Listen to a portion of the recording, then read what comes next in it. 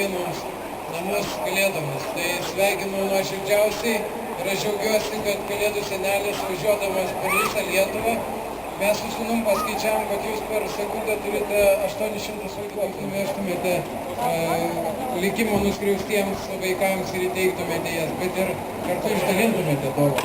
O jums iš mano pusės, kadangi turbūt žinote, visi turbūt žinote, kad kitais metais Kaunas bus Europos krepšinio sostinė. Taip?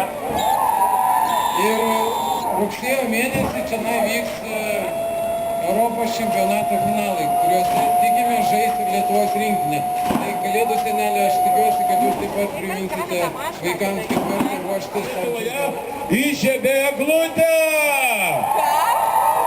Ir važiavom per visą Kauną, nuostabiai papuoštas miestas. Ačiū gerbiamas merė už šias nuostabias dovanas.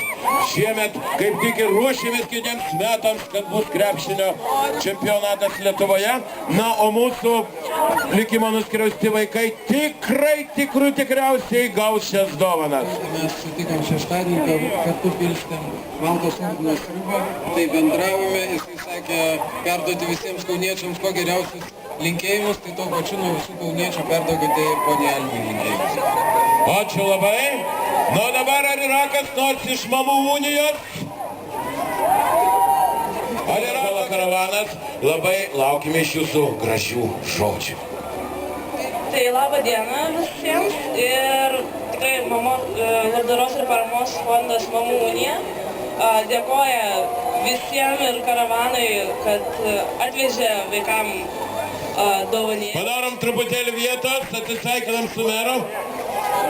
O gal kas nors su vaikais dar norite su meru kartu pravažiuoti? Va, gerbiamas merė, kveskitės keletą vaikų. Nu, mes Mamų unijai norime įteikti dovanas. O dabar, brangus miestelėnai,